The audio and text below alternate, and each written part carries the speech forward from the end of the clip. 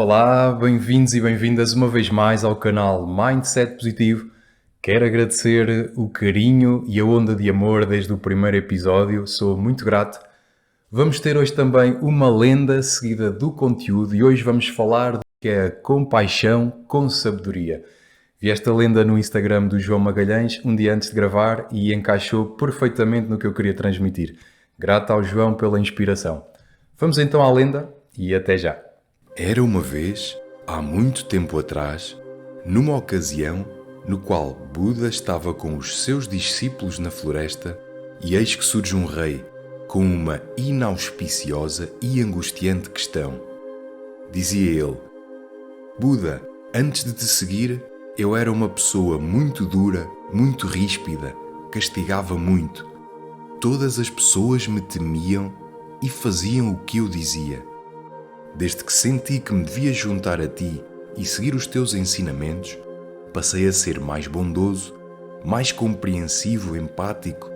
Deixei de conseguir matar, deixei de conseguir castigar os outros. E agora que eu me tornei tão bondoso, que não acredito mais na punição severa, todos me tentam enganar e não me respeitam. Por que é que há pessoas a tratar-me tão mal agora que eu sou bondoso? Buda disse então: Vou contar-te uma história. Havia uma cobra muito perigosa debaixo de uma árvore nos terrenos de uma aldeia. Ela assustava e matava os aldeões que se aproximassem. Um dia, um monge decidiu sentar-se à sombra daquela árvore específica para meditar. Os aldeões assustados, vendo que ele ia para lá, avisaram-no: Cuidado, mestre! Aí está uma cobra muito feroz e muito perigosa que já matou e feriu gravemente toda a gente que se aproximou daquele local. E o monge diz: Eu não tenho medo, vou até lá na mesma. E lá caminhou até à árvore, sentando-se e usufruindo da sombra. E eis que surge a cobra, num elegante mas ameaçador deslizar, elevando a sua cabeça e mostrando os dentes, como se de uma investida mostrasse ser capaz de matar o monge. Percebendo que não causou qualquer reação no monge, que nem um pulsar mais forte do coração mesmo havia conseguido e que apenas via serenidade, perguntou curiosa: Monge, quem és tu? Não tens medo de mim? Ele respondeu: Não tenho medo da morte, nem apego por desejar viver. O que há a temer? Eu compreendo porque tu fazes isto. Eu sei que tu ages desta forma porque tens medo que te maltratem e porque de alguma forma alguém já te maltratou no passado. Apenas mataste e assustaste por teres medo de ser magoada ou morrer. Ao escutar isto, a cobra paralisou por uns segundos, como se tivesse visto a sua vida inteira a passar por si e algo a tivesse despertado.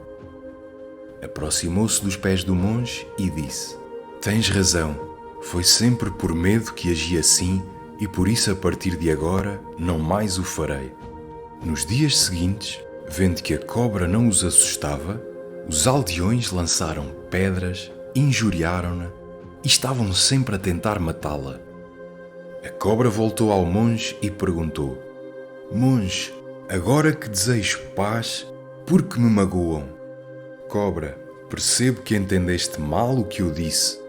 Eu disse que devias ser boa, não deves regressar à ira, nem matar ou maltratar os outros.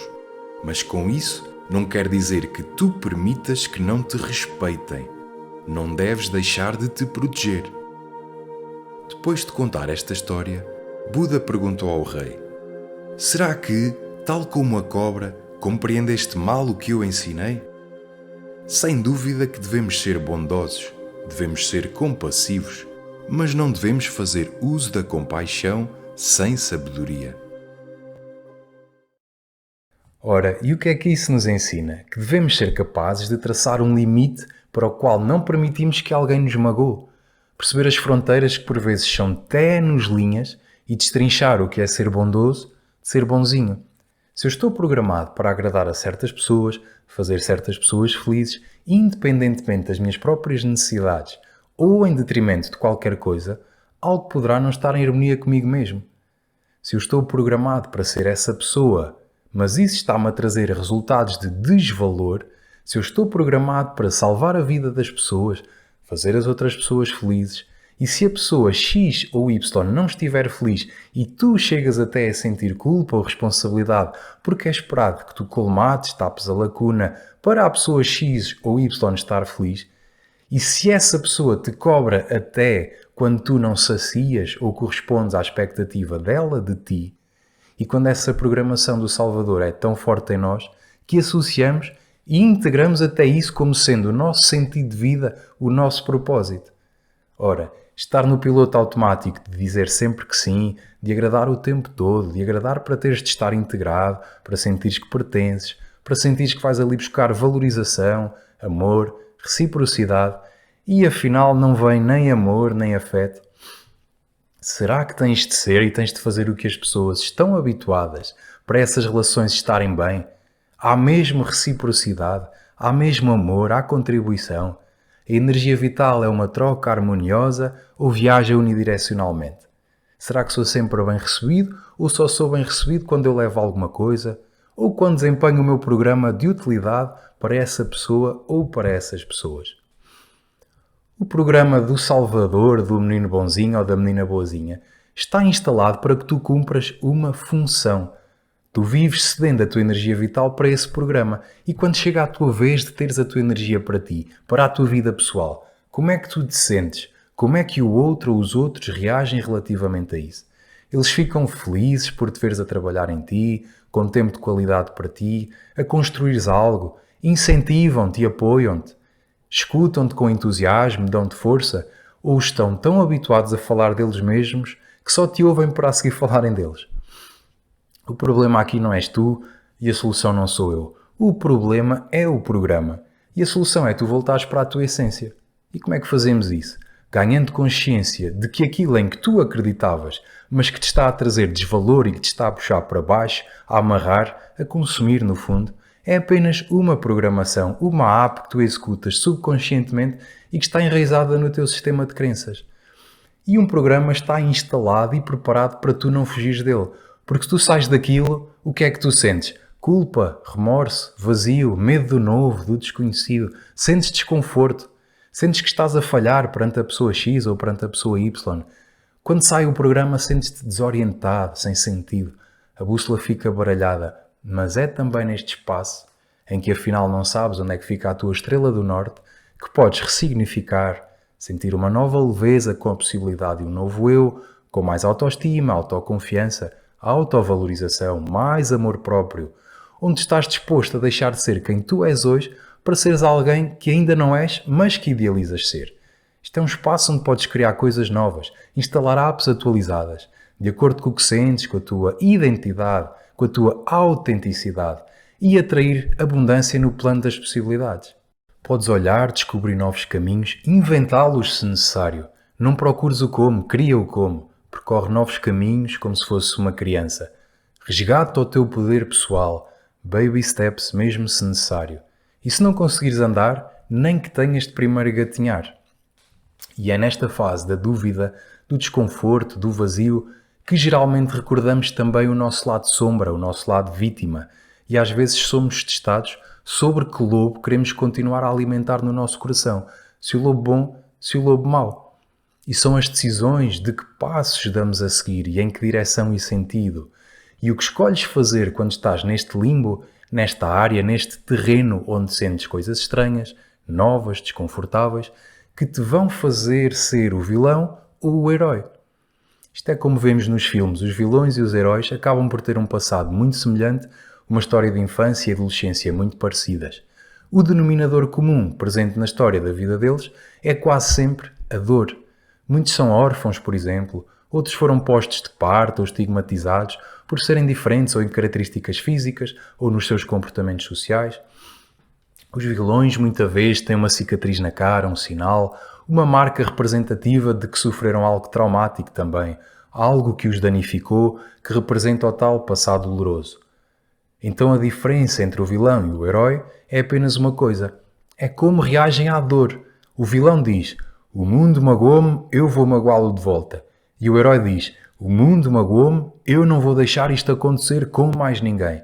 É literalmente o que decides fazer em momentos de dor, de desconforto, de mágoa, tristeza, que vai dar um rumo completamente diferente, acima de tudo, ao teu mundo interior e depois isso tornar-se-á um reflexo na tua vida exterior.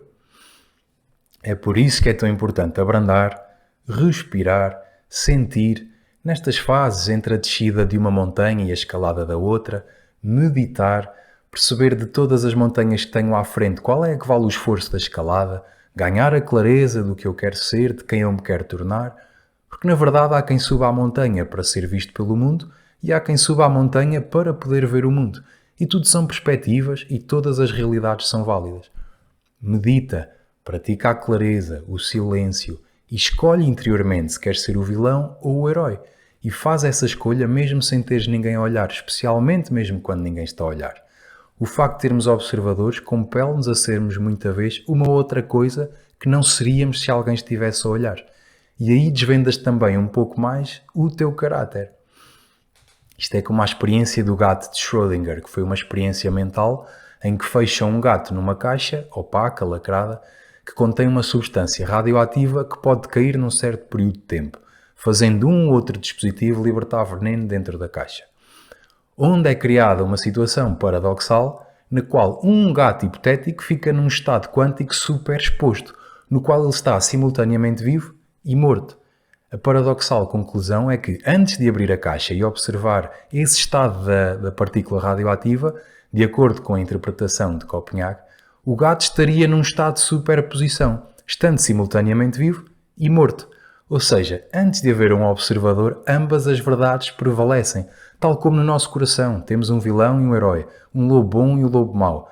Tomar a decisão de sermos um herói ou de alimentarmos o lobo bom, mesmo sem termos um observador, será um dos expoentes e até um dos pilares que nos ensina a própria espiritualidade. Voltando à experiência, só quando a caixa é aberta e a partícula observada, o gato assumiria um estado definitivo de vivo ou de morto. O cerne da questão é que está sempre alguém a olhar, nós próprios pelo menos, e o que fazes, o que decides fazer, acaba por ser quem tu és, e por muitas narrativas que te vais contando, tu és o que tu fazes.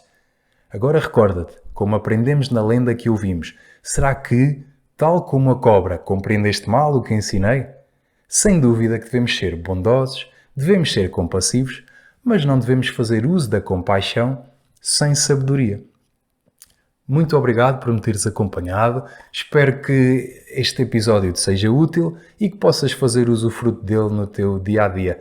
Muito obrigado e até breve.